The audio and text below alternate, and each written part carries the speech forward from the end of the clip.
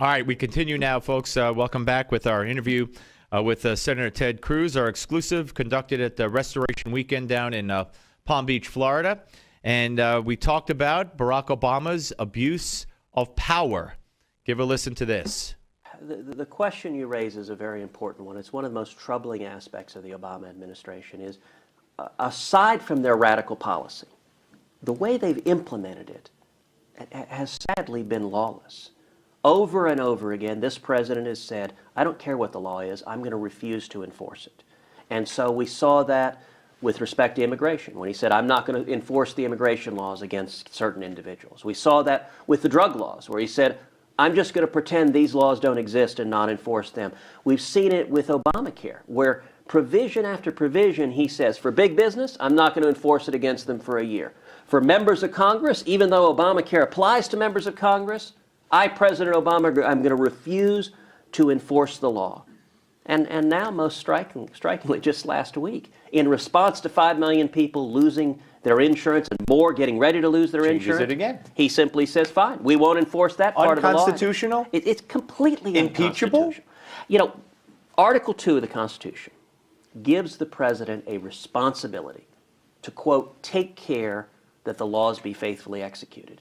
We have never seen a president behave like President Obama, who believes he can just pick and choose. He'll enforce this law, not enforce another law. I mean, that is impeachable, deeply dangerous. You know, that's a question for the House, ultimately. The House, under the Constitution, makes the decision whether to impeach, right. And then the Senate is charged with trying it. So that's a question for the House to assess. Would you urge them to consider it? You know, any impeachment would have to be tried in the United States Senate. Mm-hmm. So since my responsibility would be to render judgment, I would not want to urge the House to do anything other than exercise its best judgment, and then I would endeavor to do the same on my end. Now, I know and I believe you when you say you're serving the people of Texas. You're a year or so into this whole thing, and I know Barack Obama got some criticism for just getting elected to the Senate and then running for president, and I don't compare you to him in any way. Don't get me wrong, but you have to have national aspiration. I mean, you have to.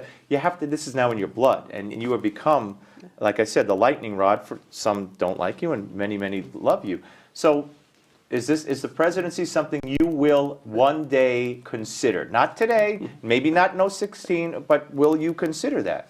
Well, look, I appreciate the question. It's a kind question, and I understand the instincts to focus on politics, focus on the next elections. I'm trying very hard to keep my focus on the substance. I think the challenges facing our country are enormous. I don't think we're at a typical time.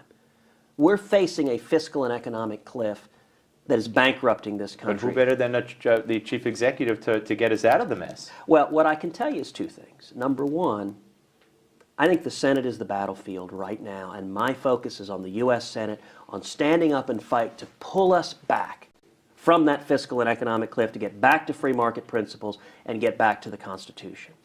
And number two, I think our window to turn this country around is short, and I am committed to doing everything I can to helping energize and mobilize the grassroots. The answers are not going to come from Washington. The way we're going to turn this country around is to see millions of Americans standing up saying, there's a better way. We want to get back to the foundations of our country. I think where we are now is very, very similar to the late 1970s. Late 1970s, we had Jimmy Carter years, terrible economy, double-digit unemployment, 22% interest rates, a feckless foreign policy. And yet what we saw all across this country was a grassroots movement, the Reagan Revolution, where millions of men and women, individual citizens, said, there is a better way, let's get back to the principles this country was founded on.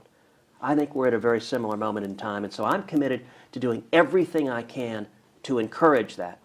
We've launched a national website called MakeDCListen.org, MakeDCListen.org. It provides a portal for people to go and upload their stories about Obamacare. You can either type it in or you can get on your iPhone and record something and tell about how Obamacare impacted your job, your family, your health care, your life, because I think stories are powerful. Too many Republicans argue like accountants, cerebrally, instead of saying, these are real people suffering real harm from real messed up government policies. Do what the Democrats do. That's exactly. They have good tactics, unfortunately. One more, quickly. The Senate's the battlefield. will you guys take back the Senate in 14? I believe we can and should. I think the terrain is very, very favorable to it. And the biggest determinant in terms of whether or not Republicans take the Senate in 2014 is if we stand for principle. If Republicans stand strong, present a clear alternative, stand for free market principles in the Constitution, stand strong against Obamacare, I think we'll take the Senate by a significant margin. If we roll over, if we don't stand for anything, that's the easiest way not to take the Senate. Senator, thank you so much. Really a pleasure. Really a pleasure. Thank you for having me.